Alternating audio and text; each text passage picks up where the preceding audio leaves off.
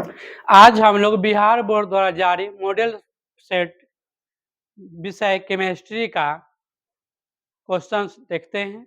इसका यह model set Bihar board द्वारा जारी किया गया, जिसमें बच्चों को उसके परीक्षा का पैटर्न बताया गया है कि बोर्ड में एग्जाम होगी तो किस प्रकार का सवाल रहेगा, कितना अंक का सवाल रहेगा और कैसे उसको बनाना है।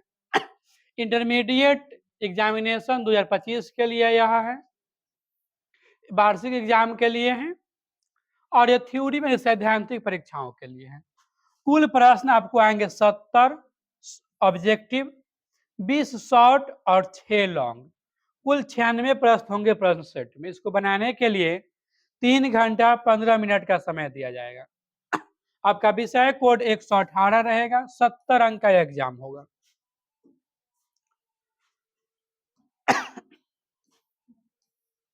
आपके लिए बहुत सा निर्देश दिया था, उसको पढ़ लीजिएगा अपना। उसके बाद सवाल की ओर जब चलते हैं,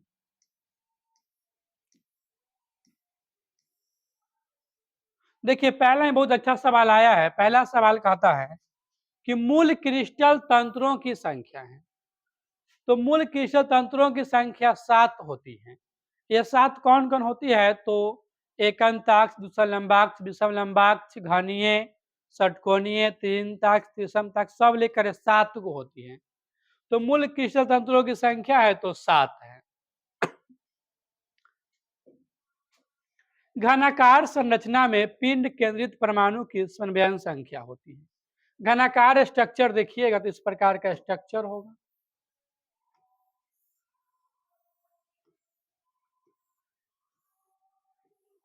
यही घनाकार स्ट्रक्चर है।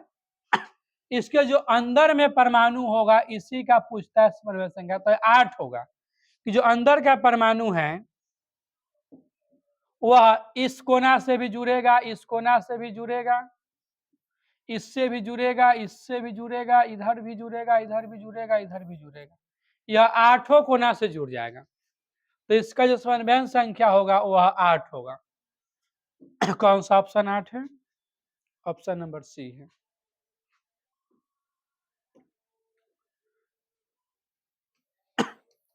फिर प्रश्न है कि घनाकार क्रिस्टल में बेरबजालकों की संख्या है। तो विभिन्न प्रकार के क्रिस्टल में बेरबजालकों की संख्या अलग अलग होती है।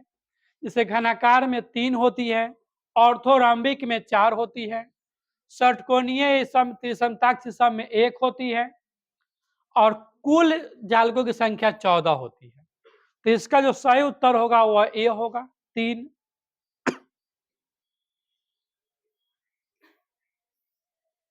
सदृश परमाणु वाले एक फलक केंद्रित घनाकार इकाई सेल में चतुष्फलकीय रिक्तियों की संख्या है।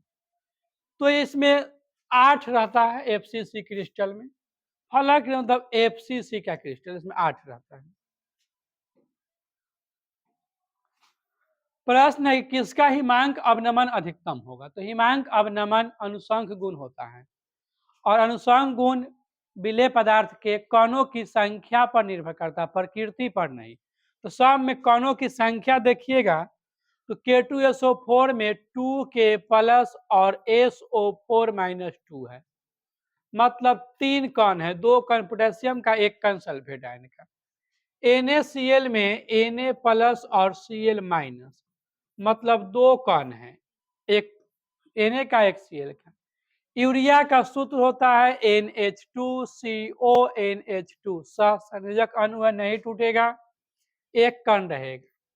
ग्लूकोज C6H12O6, ये भी नहीं टूटेगा, ये भी 1 कण रहेगा। तो सबसे अधिक कण इसमें है, तो इसका उत्तर सही है K2SO4। कणों की संख्या के आधार पर यह सही है।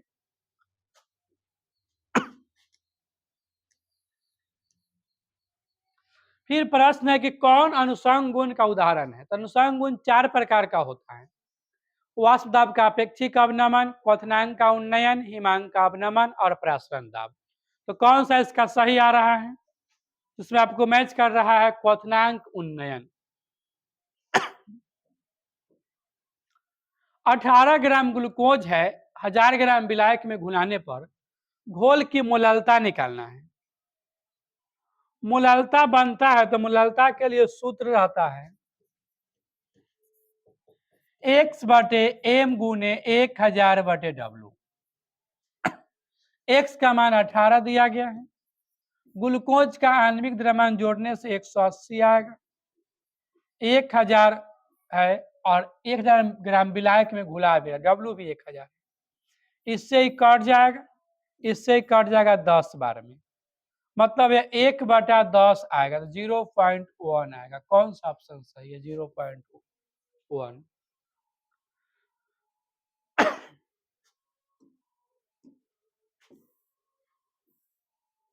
प्रश्न है कि 1 फैराडे होते, तो 1 फैराडे जो होते हैं यह होते हैं 96,500 कूलम लगभग होते हैं। 96,500 कूलम लगभग होते हैं। जलीय घोल में K4Fe6 में कितना आयन होगा? जब आयन में तोड़िएगा, इसको अलग अलग कीजिएगा, तो 4 गो पोटेशियम आयन होगा, 4K प्लस होगा। Fe जो होगा इसका एक आयन होगा Fe+2 और 6 Cn माइनस होगा, तो 6 आयन, 4 10 आयन और 1 11 आयन होगा इसमें। तो टोटल कितना आयन रखेगा?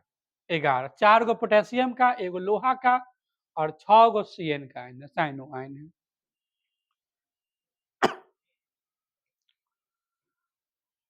प्रश्न है कि इस एसिटिक अम्ल का तुल्यांकी भार 25 डिग्री सी पर इतना है।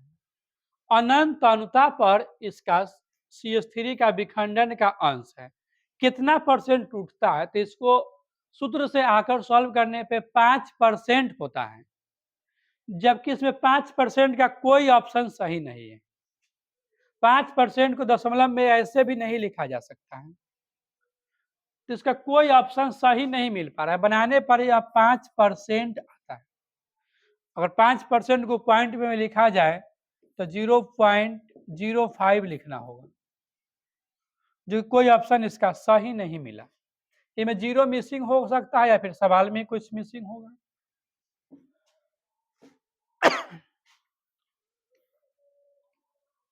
इसके मानक अवकरण विभव पूछा है, तो यह बनता है विद्युत रासायनिक श्रेणी की सहायता से। जो धातुएं ऊपर रहती है नीचे वाले को निष्कासित कर देती है, उसी की सहायता से बनता है। तो ऑर्डर देखेंगे तो इसमें जो सबसे नीचे है वह Ag है, उसके बाद Cu है, उसके बाद Fe है, उसके बाद Z है।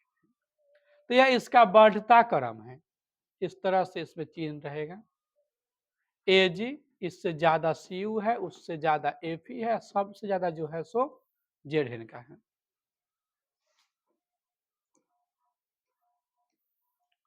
कौन द्वितीयक सेल है? तो द्वितीयक सेल वैसा सेल होता है जिसे डिस्चार्ज यानी अनावेशित होने के बाद पुनः आवेशित किया जा सकता है। द्वितीयक सेल दो गो होता है, निकेल कैडमियम सेल और लेड स्टोरेज सेल। तो सीसा संचायक सेल, तो कौन मैच कर रहा है? आपको मैच कर रहा है लेड स्टोरेज सेल। यह दोनों प्राथमिक सेल हैं। फिर ए बी सी तत्वों के मान दिया, उसकी शक्ति पूछता है, तो इसको ए मानिएगा, इसको बी मानिएगा, इसको सी मानिएगा, तो सबसे कम वैल्यू बी का है, तब सी का है और तब ए का है। तो यह ऑप्शन सही है, बी, सी और ए। किस कोटि की अभिक्रिया के लिए वेग स्थिरांक एवं उसके स्थिरांक की इकाई समान है? तो ऐसा शून्य कोटि अभिक्रिया के लिए होता है, दोनों का इकाई रहता है मोल प्रति लीटर प्रति सेकेंड। प्रथम कोटि की अभिक्रिया के लिए वेग स्थिरांक की इकाई तो प्रति समय होती है, प्रति समय।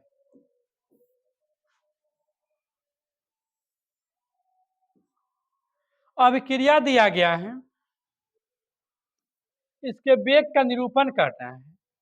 तो अभिक्रिया ए से बी हो रहा है, तो वेग का निरूपण हम प्रतिकारक या प्रतिफल किसी के भी रूप में कर सकते हैं, लेकिन अगर वेग का निरूपण प्रतिकारक के रूप में करते हैं तो माइनस चिन्ह लगेगा, और प्रतिफल के रूप में करेंगे तो प्लस चिन्ह लगेगा, क्योंकि समय के साथ प्रतिकारक घटता है और प्रतिफल बनता है। चेक करते हैं। ए लिखा है तो ए प्रतिकारक है तो माइनस, ऑप्शन गलत, माइनस यहाँ नहीं, ये ऑप्शन गलत। बी लिखा है तो प्लस, ये भी माइनस, ये भी ऑप्शन गलत है। सी लिखा है तो माइनस में लिखा है, तो यह सही है, यही ऑप्शन सही है आपको, सी नंबर। कौन अभिक्रिया की दर को प्रभावित करता है? तो अभिक्रिया की दर को प्रभावित करता है उसकी प्रकृति, उसकी भौतिक अवस्था, उसका ताप, उसका दाब, उसका सांद्रता, सूर्य का प्रकाश, उत्प्रेरक की उपस्थिति, ये सब प्रभावित करता है। तो इसमें से कौन आ रहा है? इसमें एक से अधिक आ रहा है, तो हो जाएगा उत्तर सभी। एंजाइम है तो एंजाइम एक प्रोटीन होता है।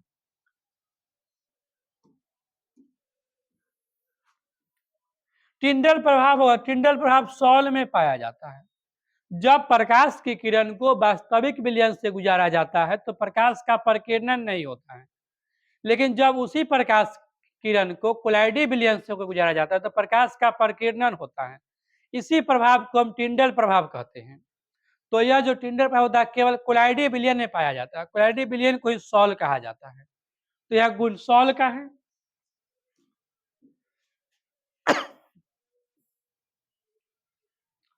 दूध किसका उदाहरण? दूध जो है पायस का उदाहरण है। दूध होता क्या? दूध जल में परिक्षेपित बसा रहता है, तो वह पायस है। पायस है कि दो आंशिक मिश्रणीय द्रव या अमिश्रणीय द्रव आपस में मिले रहते, वह पायस कहलाता है। भौतिक अधिशोषण की कितनी ऊर्जा होती है? तो इसकी ऊर्जा लगभग 20 से 40 होती है, जबकि रासायनिक की ऊर्जा 40 से लगभग 400 की होती है। तो भौतिक के लिए आपको ए सही है, रासायनिक आता तो डी सही होता। फास्फोरस पेंटाऑक्साइड है। फास्फोरस पेंटाऑक्साइड का सूत्र है P2O5, यह अच्छा अवशोषक का कार्य करता है। अवशोषक उसे बोलते हैं जिसके सतह पे कोई कण आकर जम जाए, सतह पे कण का जो जमाता है अवशोषक कहलाता है।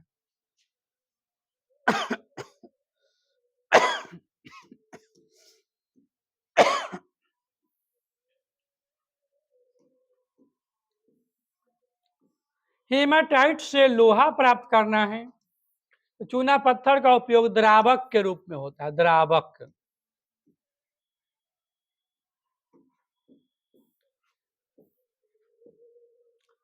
साइनाइड विधि का प्रयोग करते हैं, साइनाइड विधि का प्रयोग सिल्वर धातु के लिए करते हैं। सिल्वर मतलब एजी, चांदी, इसी को साइनाइड विधि से पृथक किया जाता है।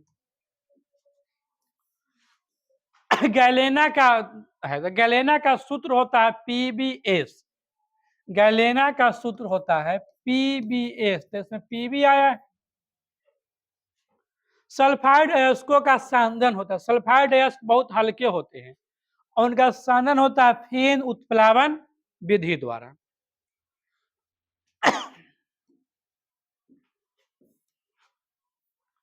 क्लोरीन अमोनिया की अधिकता में प्रतिक्रिया कर क्या बनाता है? तो क्लोरीन अमोनिया की अधिकता में N2 और NH4Cl का निर्माण करता है। किसमें पी पाई डी पाई बंधन है, इसको बना के समझाते हैं। पी पाई डी पाई बंधन को बात कहा है। N लिखिएगा, N 7 होता है, 1s2 2s2 2p3, इसमें केवल P है, D नहीं आया, और दूसरा में आगे D होता भी नहीं है, 2D तो होता नहीं है, D आगे है ही नहीं, खाली भी नहीं। O लिखिएगा तो 1s2 2s2 2p4, इसमें भी D नहीं आया, तो इसमें केवल P पाई बंधन होगा, इसमें P पाई बंधन होगा, P पाई D पाई बंधन नहीं होगा। ये B है तो B होता है 5, 1s2 2s2 2p1, तो इसमें भी केवल कौन होगा? P पाई बंधन होगा, इसमें भी D नहीं आया। CO2 लिखिएगा तो C होता है 4, 6 होता है C, 1s2 2s2 2p2, इसमें भी केवल P आया, तो इसके पास भी केवल P पाई बंधन रहेगा। इसमें से S लिखिएगा, S 16 होता है, 1s2 2s2 2p6 3s2 3p4, इसमें भी P नहीं आया, लेकिन तीसरा कक्षा में P होता है, तो इसमें आगे 3D खाली रहेगा, 3D जीरो रहेगा। तो वह बंधन बना सकता है 3D0, तो इसी में बन सकता है p पाई d पाई बंधन, Dr है उसके पास, तो इसका उत्तर होगा SO3-2।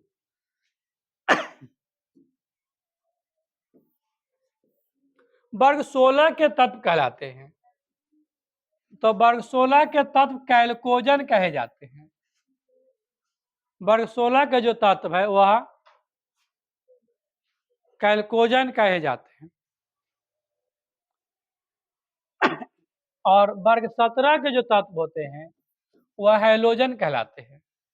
वर्ग 18 के जो तत्व होते हैं वह अक्रिय गैस कहलाते हैं, और जो डी ब्लॉक के तत्व होते हैं वह संक्रमण तत्व कहलाते हैं। तो इसका उत्तर आपको है हैलोजन।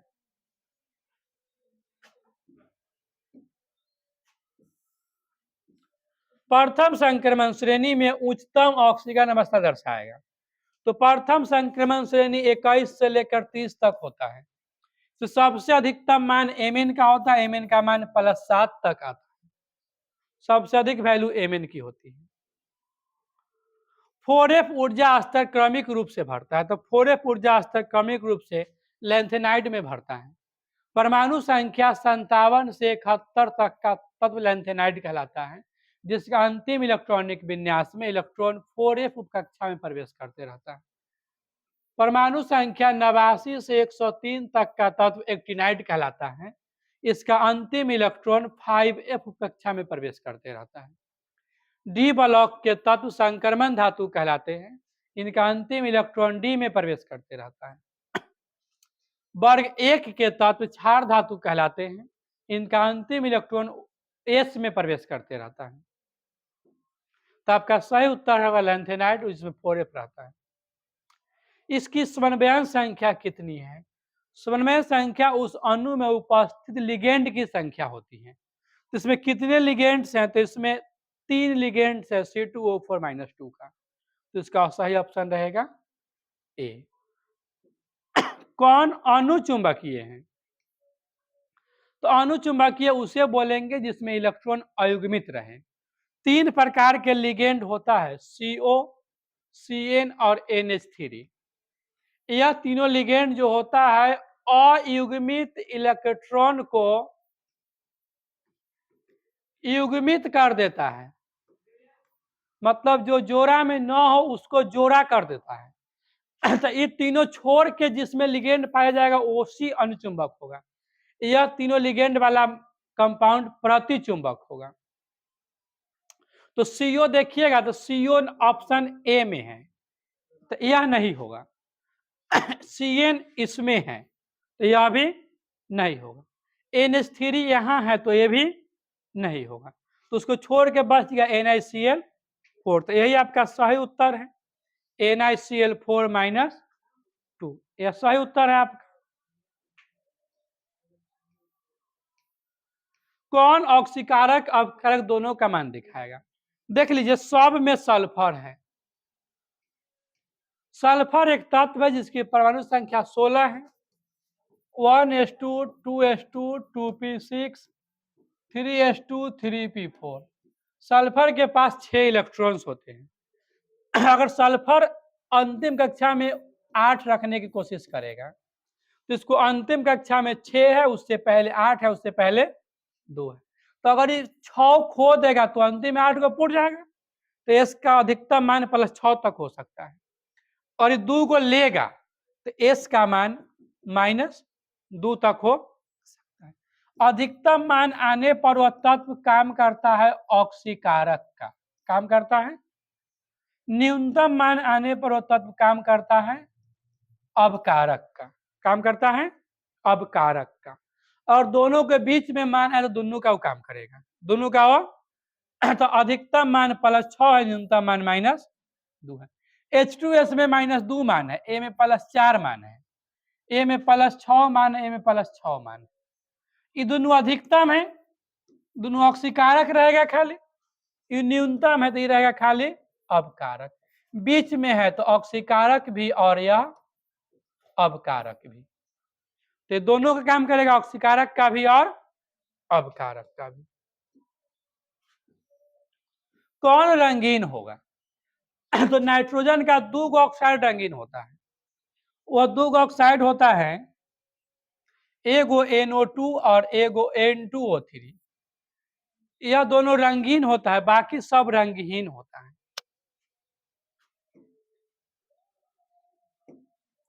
इसमें एक ऑप्शन दिया है N2O। N2O हंसाने वाली गैस का सूत्र है, इसको लाफिंग गैस कहते हैं।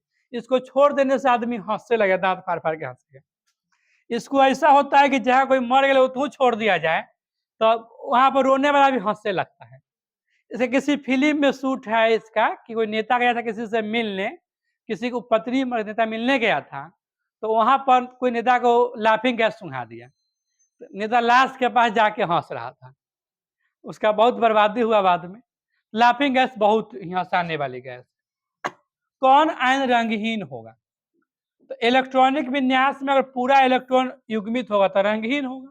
Cu+ का बनाते हैं, Cu29 होता है, 1s2 2s2 2p6 3s2 3p6 4s1 3d10 है। फिर Cu+ से मतलब एक इलेक्ट्रॉन निकला है, तो 4s से निकल गया, 4s का मान 0 पाया जाएगा, 3d पूरा भरा हुआ है, तो यह कैसा प्रकृति का होगा? और 3d में इलेक्ट्रॉन कम होते 10 तो रंगीन होता हुआ।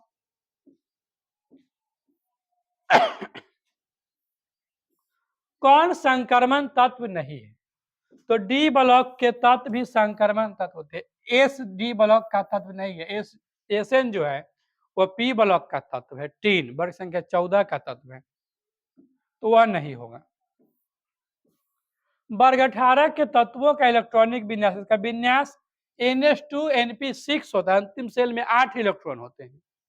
NH2NP5 होगा तो ये वर्ग 17 का होगा, NH2NP4 वर्ग 16 का होगा, NH2NP3 वर्ग 15 का होगा, और ई वर्ग 18 का। क्रिय गैसों का होगा।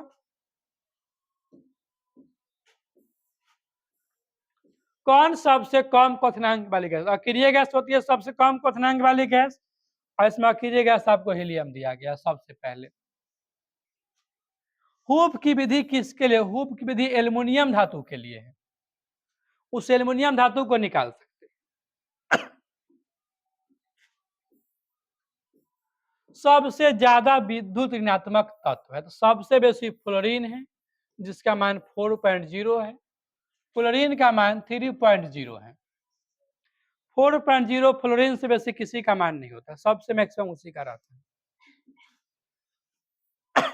किसका अस्तित्व संभव नहीं है? तो अक्रिय गैसों में केवल जेनॉन ही बंधन बनाता है, बाकी अक्रिय गैस बंधन नहीं बनाते हैं। तो यह जेनॉन है, यह जेनॉन है, यह जेनॉन नहीं है, तो इसका अस्तित्व संभव यह नहीं बन सकता, NeF2 नहीं बन सकता। कौन हाइड्रोजन बंधन नहीं बनाएगा? तो जिस अणु में F हो, N हो और O और N हो, यह हाइड्रोजन बंधन बनाता, बाकी कोई नहीं बनाता है।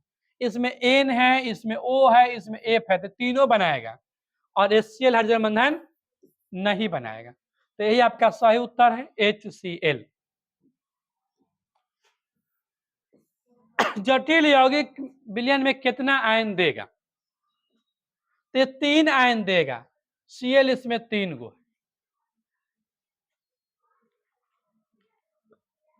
और एगो इसका CO भी आयन होगा, धातु।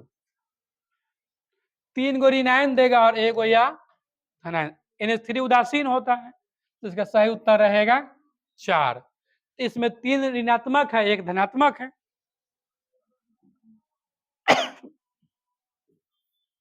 कौन आयोडोफॉर्म परीक्षण देता है?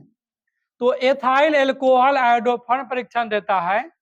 जब इथाइल एल्कोहल में I2 एवं NaOH मिलाकर गर्म किया जाता है तो आयोडोफॉर्म का पीला अवक्षेप देता है, वही होता है आयोडोफॉर्म परीक्षण।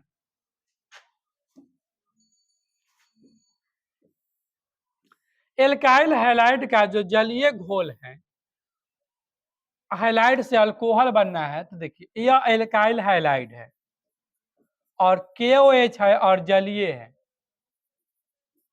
यहां पर E आएगा और यहां पर E आएगा। रिएक्शन से बनाएगा ROH प्लस KX। तो एक दूसरे को प्रतिस्थापित किया है, तो यह प्रतिस्थापन अभिक्रिया या विस्थापन अभिक्रिया है।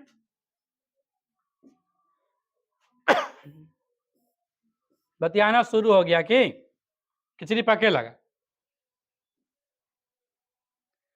सेकेंडरी ब्यूटाइल क्लोराइड का आयु, सेकेंडरी मतलब सेकेंड कार्बन से है।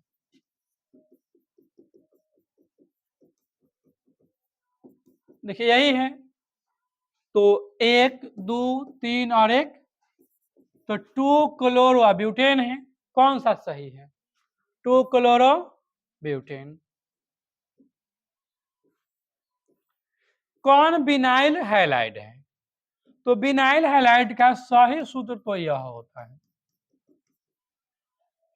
जो कोई नहीं है लेकिन उससे मिलता जुलता यह है। मिलता जुलता यह है उससे। देखिए CH2 है, डबल बॉन्ड है, फिर C है, H के स्थान पर ये समूह जोड़ दिया है और Br का Br है, तो मिलता जुलता समूह है विनाइल हैलाइड से। किसका उपयोग निश्चेतक के रूप में करते हैं? निश्चेतक मतलब बेहोश करे वाला, बेहोशी कारक के रूप में। तो उसमें हम लोग क्लोरोफॉर्म का उपयोग करते हैं CHCl3 का बेहोश करने के लिए।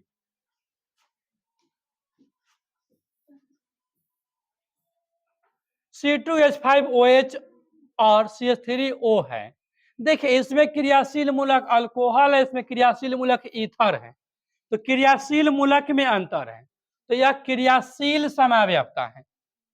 यह क्रियाशील, ये अल्कोहल है, ईथर है, क्रियाशील समाव्ययता है। प्राथमिक एल्कोहल को ऑक्सीकरण से प्राप्त होगा, तो प्राथमिक एल्कोहल को अगर देखा जाए, इसको सॉल्व किया जाता है, तो RCH और OH, यही है प्राथमिक अल्कोहल। जिस कार्बन पर बॉन्ड OH समूह रहता है उस कार्बन से कम 2 हाइड्रोजन जुड़ा रहता है, तो प्राथमिक एल्कोहल कहलाता है। इसका ऑक्सीकरण कीजिएगा तो में ऑक्सीजन जोड़िएगा, K2Cr2O7 ऑक्सीकारक लीजिएगा, तो यह होगा आपको RCH, में O आ जाएगा, OH और H। कार्बनिक अणु में एक कार्बन पर एक से अधिक अल्कोहल समूह नहीं रहते हैं, ऐसा होने पर जल बन जाता है। तो अगर जल बन के हटेगा तो HOH हटेगा, तो बच जाएगा RCHO। तो RCHO एल्डिहाइड होता है, जो कि आपको कोई ऑप्शन एल्डिहाइड नहीं है, कोई ऑप्शन एल्डिहाइड। ये क्वेश्चन मिसिंग है, गलत है। द्वितीयक अल्कोहल रहता था कीटोन बनाता, तृतीयक रहता तो कार्बोक्सिलिक अम्ल बनाता, जबकि प्राथमिक है तो एल्डिहाइड बनेगा, जो कोई ऑप्शन सही नहीं है इसका। इस क्वेश्चन का कोई भी ऑप्शन सही नहीं है।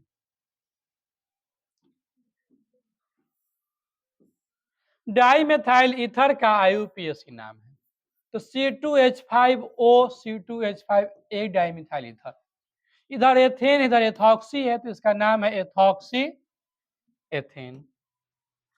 IUPAC प्रणाली में एसीटोन का नाम है, एसीटोन का सूत्र है CH3COCH3, 3 कार्बन का है यह, 3 कार्बन को प्रोप पढ़ते हैं, प्रोपेनॉन इसका नाम है।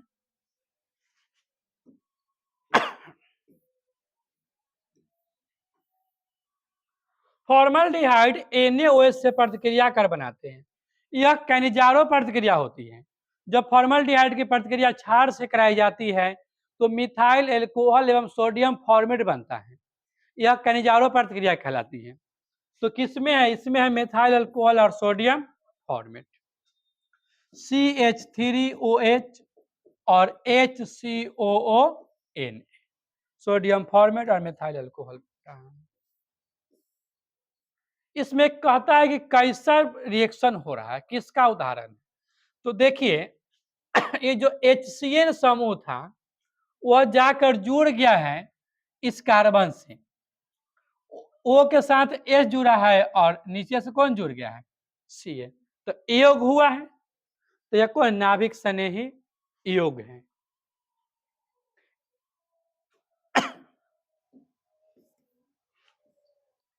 कार्बोक्सिलिक अम्लों का क्रियाशील मूलक है तो यह COOH है। CHO किसका होता है? एल्डिहाइड। CO किसका होता है? कीटोन। COOR किसका होता है? एस्टर का। विभिन्न क्रियाशील मूलक हैं।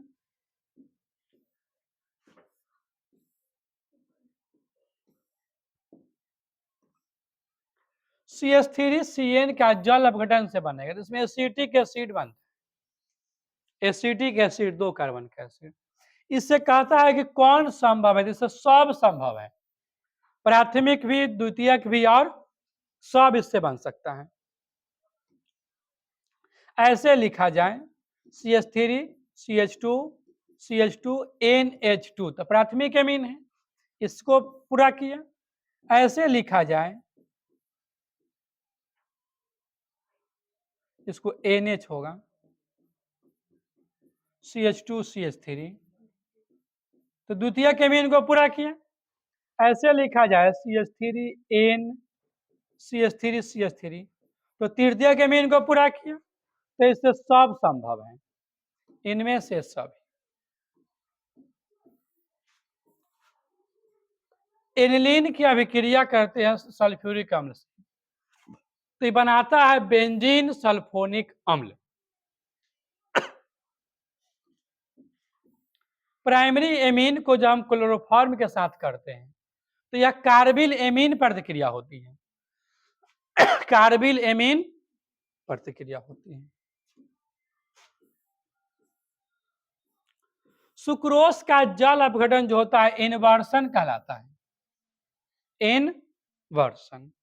एमिनो अम्ल में एमिनो अम्ल दोनों समूह रहता है, एमीन समूह भी या कार्बोक्सिलिक अम्ल भी। तो ऑप्शन डी सही होगा, ए और बी दोनों।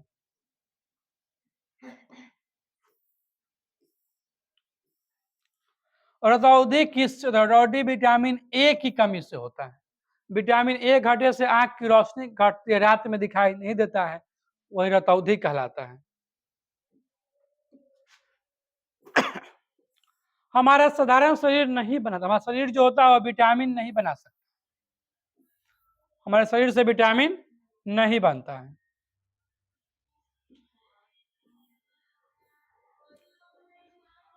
कौन बृहत अणु नहीं है? तो पालिमटेट जो है यह बृहत अणु नहीं है, पामिटेट कहेंगे इसको, यह बृहत अणु नहीं है। बाहर बजा के बाजे में आ जाएगा ना, बार बजा से। पहला औद्योगिक संश्लेषित रबर था, सबसे पहले मिथाइल रबर बनाया गया था, मिथाइल रबर। ऑर्लॉन किसका बहुलक है? तो ऑर्लॉन जो है टेट्राफ्लोरोएथीन का बहुलक है। CF2 टेट्राफ्लोरोएथीन है, इसी का ऑर्लॉन बहुलक होता है। आरएनए में पाए जाने वाले प्यूरिन बेस हैं, तो आरएनए में पाए जाते हैं वो स्पेशल रहते हैं यूरासिल, और डीएनए में इसकी जगह पे थाइमिन रहता है।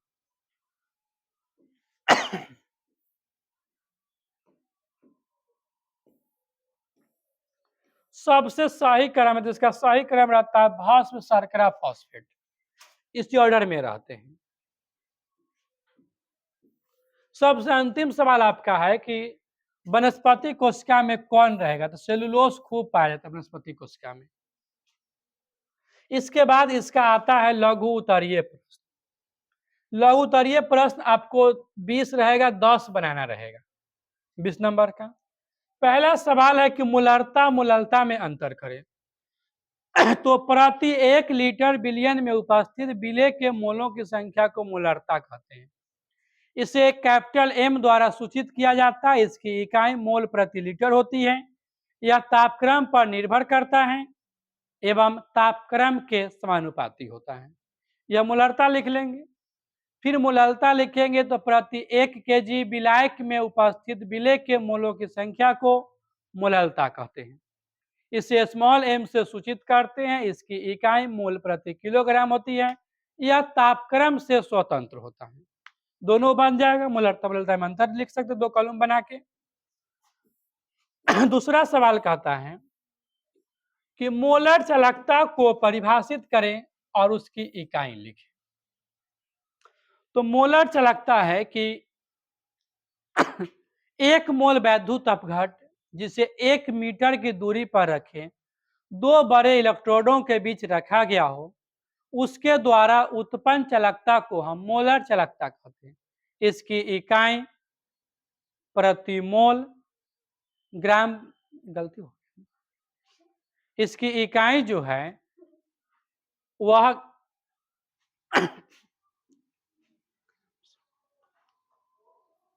बताओ ना क्या है? हाँ, इसका परिभाषा है कि 2 इलेक्ट्रोड के बीच रखा गया है 1 मीटर की दूरी पर, 2 बड़े इलेक्ट्रोड के बीच। तो इसमें जो उत्पन्न चालकता होगा वह कहलाएगा मोलर चालकता। इसकी इकाई होती है प्रति ओम मीटर स्क्वायर प्रति मोल, प्रति ओम वर्ग मीटर प्रति मोल इसकी इकाई होती है। फिर है कि ब्राउनी गति क्या है? तो कोलाइडी विलयन के टेढ़े मेढ़े गति को ब्राउनी गति कहते हैं। फिर निस्तापन एवं भर्जन में अंतर करें। तो ऑक्सीजन की अनुपस्थिति या अनुपस्थिति में सांद्रित अयस्क को द्रवण बिंदु के नीचे गर्म करके धातु के ऑक्साइड में बदलने की क्रिया निस्तापन कहलाती है। सांद्रित अयस्क को ऑक्सीजन की अत्यधिक उपस्थिति में द्रवण बिंदु के नीचे गर्म करके धातु के ऑक्साइड में बदलने की क्रिया जो है वह भर्जन कहलाती है। फिर कहता है कि संक्रमण धातुएं अच्छे उत्प्रेरक का गुण प्रदर्शित करती है। तो जो भी संक्रमण धातु है उत्प्रेरकीय गुण प्रदर्शित करती है, ऐसा इसमें अपूर्ण भरे डी ऑर्बिटलों के कारण होता है। इसका फिर नाम लिखे को कहा है। तो देखिए यह धनायन संकुल है, इसमें जल के 6 गो अणु हैं। तो 6 अणु के लिए हेक्सा पढ़ेंगे और जल के अणु एकबो है तो हेक्सा एकबो। क्रोमियम धातु है, 3 गो इसका आयन आएगा, थर्ड क्लोराइड, हेक्सा एकबो क्रोमियम थर्ड क्लोराइड। देखिए इसमें शुरू में पोटेशियम आ गया है, तो पोटेशियम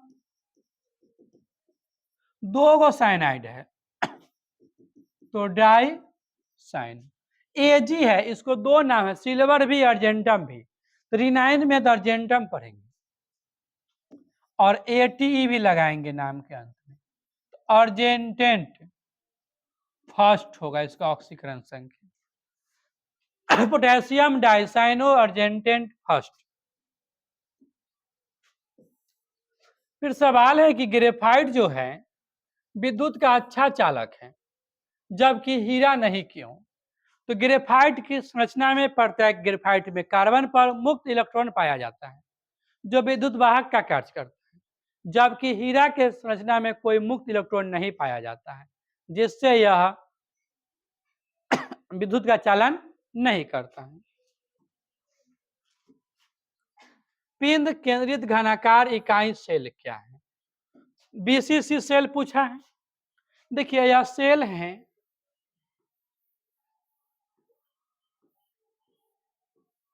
इसमें अवयवी परमाणु सभी कॉर्नर के अतिरिक्त एक परमाणु इसके केंद्र में भी रहेंगे। यही सेल बीसीसी सेल है। जब परमाणु सभी कॉर्नर के अतिरिक्त अंत केंद्र में भी रहता है तो ऐसी व्यवस्था को पिंड केंद्रित व्यवस्थाएं कहते हैं।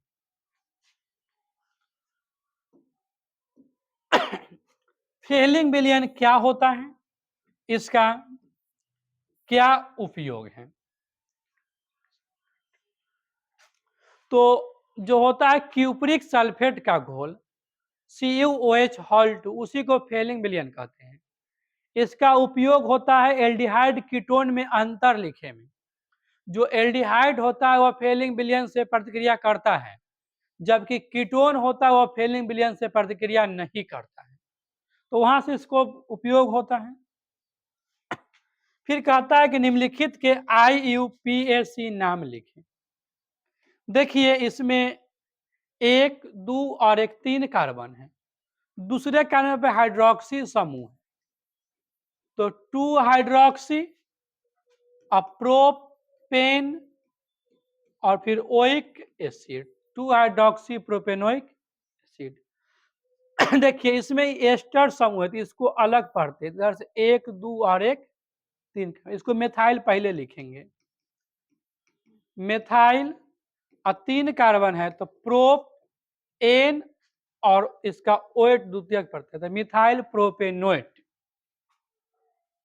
यह इसका यूपीएससी नाम आया, मिथाइल प्रोपेनोएट। यह एस्टर है, यह कार्बोक्सिलिक अम्ल नहीं है, एस्टर है, यह कीटोन भी नहीं है। कहता है प्रत्येक का एक उदाहरण दे। फ्रीडल क्राफ्ट एल्काइलीकरण, तो जब बेंजीन की प्रतिक्रिया एल्काइल हैलाइड से कराई जाती है तो एल्काइल बेंजीन बनता है, यह एल्काइलीकरण कहलाता है। लेकिन जब बेंजीन की प्रतिक्रिया एसाइल हैलाइड से कराई जाती है तो यह एसाइल बेंजीन बनता है, वह एसाइलीकरण प्रतिक्रिया कहलाता है।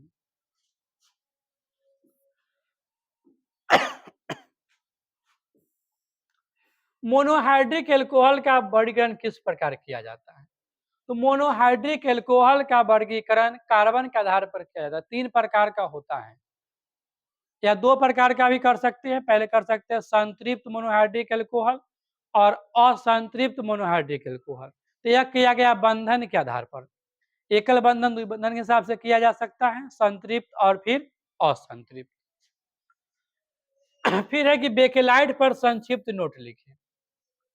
तो जब फिनॉल एवं फॉर्मल्डिहाइड के मिश्रण को गर्म करते हैं तो बेकेलाइट बनता है। बेकेलाइट के बनाने के लिए फिनॉल और फॉर्मल्डिहाइड के मिश्रण को गर्म करना पड़ता है। बेकेलाइट एक प्लास्टिक है जो ऊष्मा और विद्युत का कुचालक होता है, इसीलिए इसका उपयोग जो होता है वह खाना बनाने वाले बर्तनों के हैंडल में किया जाता है। जैसे कुकर का बना हुआ हैंडल बेकेलाइट का रहता है। अपमार्जक क्या है, उदाहरण दें। तो जो अच्छे क्वालिटी के सफाई अभिकर्मक को अपमार्जक कहलाते हैं, इसको अपनी भाषा में सरफ कह सकते हैं। लंबी श्रृंखला के सल्फेट या सल्फोनेट जो होते हैं वही अपमार्जक कहलाते हैं। बहुत से अपमार्जक होते हैं, सफाई अभिकर्मक होते हैं, वह सब अपमार्जक हैं।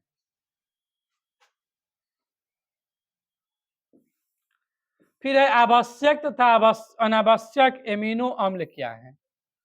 तो जो एमिनो हमारे शरीर में बनता है वो अनावश्यक है, और जो एमिनो अम्ल हमारे शरीर में नहीं बनता है वह आवश्यक है, जिसे हम बाहर से भोजन द्वारा एक्सेप्ट करते हैं। छद्म प्रथम कोटि की प्रतिक्रिया क्या है? तो अगर किसी प्रतिक्रिया में प्रतिक्रिया की आणविकता 2 हो लेकिन प्रतिक्रिया की कोटि एक ही हो तो वह है छद्म प्रथम कोटि की प्रतिक्रिया। पृष्ठ सक्रिय कारक क्या है? तो वह पदार्थ जो किसी दूसरे के पृष्ठ को कम करता है, पृष्ठ सक्रिय कारक है। इसको क्वथनांक को कहता है सही क्रम में लिखने के लिए, तो इसका सबसे बेसी होगा, इससे इसका होगा, इससे इसका होगा। परमाणु आकार द्रव्यमान बढ़ गया है तो बड़ा वाला का सबसे बेसी होगा। उत्कृष्ट गैस क्या है? तो वर्ग 18 का जो तत्व है helium neon argon krypton xenon और रेडॉन, यही उत्कृष्ट गैस है। इन्हें आवर्त सारणी में किस वर्ग, आवर्त सारणी वर्ग 18 में रखा गया। फिर आपको इसमें आएगा लॉन्ग टाइप क्वेश्चन, जो 6 सवाल रहेगा, आपको किसी 3 का उत्तर करना रहेगा। प्रथम है राउल्ट का नियम, तो अवाष्पशील विलयन के लिए राउल्ट का नियम लागू होता है।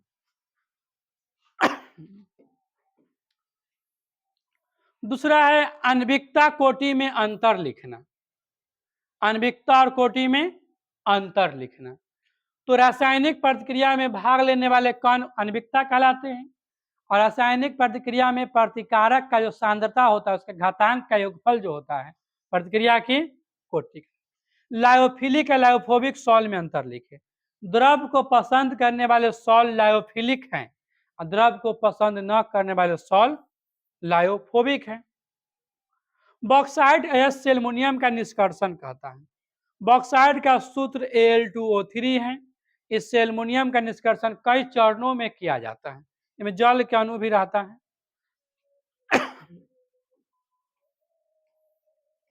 आयोडीन के मुख्य स्रोत क्या है? समुद्री घास से निकाले। तो आयोडीन के मुख्य स्रोत समुद्री घास है, कैलिस है, प्राकृतिक ब्राइन है। इसको निष्कर्षण होता है। नोट्स लिखने को कह रहा है रोजेनमुंड और पार्किन अभिक्रियाओं पर। फिर कहता है कि परिवर्तित कैसे करें। पूरे सब्जेक्टिव क्वेश्चन जो है आपके नोट्स यानी क्रैश कोर्स में मिल जाएंगे, वहां से बना सकते हैं। सबके बारे में हम हल्का हल्का हिंट्स दिए कि कैसे बनेगा।